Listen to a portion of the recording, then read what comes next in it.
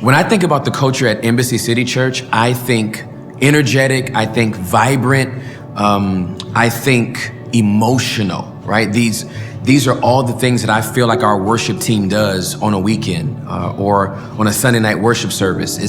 There's an instigation to be joyful. There's an instigation to lament. In one song, we could be jumping up and down and screaming to the top of our lungs. And one moment later, we could all be on our knees weeping before the Lord. I like that swing.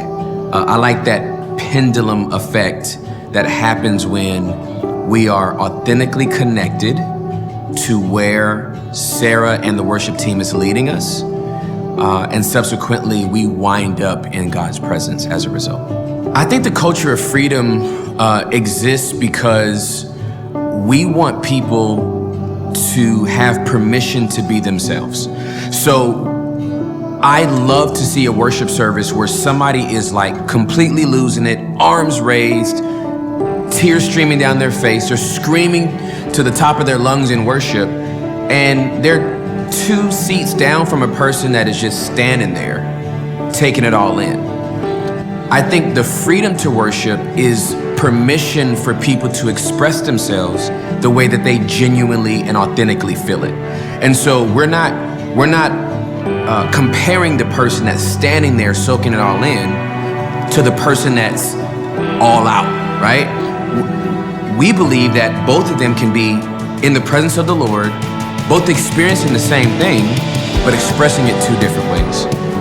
What I would say in the 5 years of worship at Embassy City is that we had 3 different movements. The first movement of worship at Embassy City was about the sound. The sound was amazing. People were drawn to that. I would say the second movement at Embassy City had to do with expression. Our third movement, when we hired Sarah Benivo, was about the voice. The voice that establishes the cadence in the culture that takes us into the very presence of the Lord.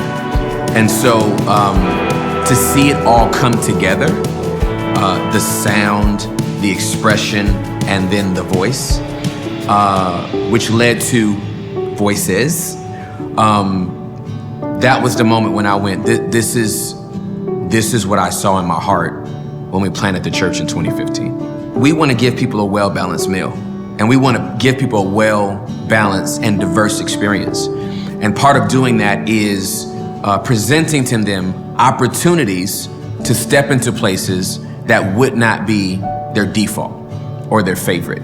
But in doing so, they wind up expanded in their ability to receive the worship.